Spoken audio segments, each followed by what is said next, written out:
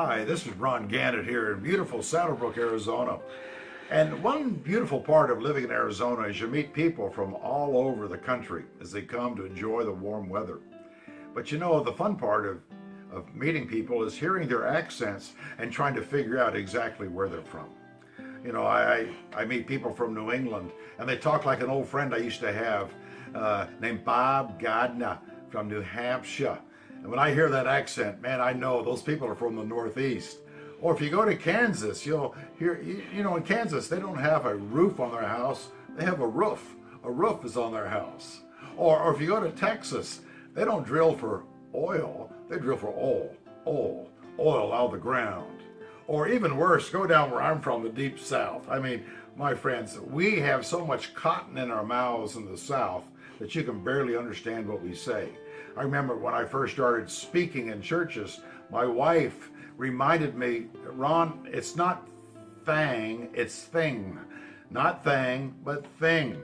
And you know, she worked hard and finally she got some of the cotton out of my mouth. But you know, our accent tells a lot about who we are, our background, and maybe what kind of person we are. You know, there's an accent that we can all share that the Apostle Paul talks about in 1 Corinthians chapter 8. He says, you know, knowledge puffs up. Knowledge puffs up.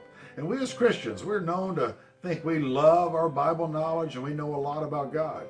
But he says, knowledge puffs up, but love builds up. Love is an accent that can sprinkle on everything that we do that changes it to the glory of God. That's why Paul in Colossians chapter 4 said, let your conversation always be full of grace, seasoned with salt, so that you might know how to answer everyone. You know, I ask you today, what kind of accent does your life have? Is your life about knowledge? Is your life about you? Or is your life accented by the grace and love of God that has been given to you? I once had a friend say that, you know, people don't care what you know until they know that you care. And do people know that you care? Because your love accents and saturates all that you do.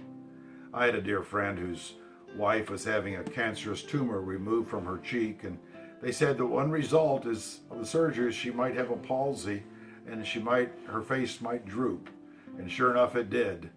And my dear friend thought, I've got to go in there and greet my wife in this new condition and let her know that I love her.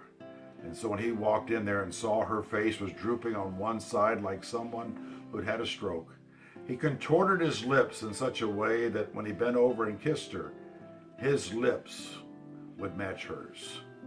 You know, when that kiss came, what did that woman know? She knew that there was an accent that touched all the things her husband did, and that accent was love.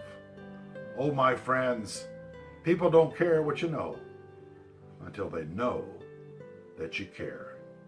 Sprinkle a little of God's grace and love on them.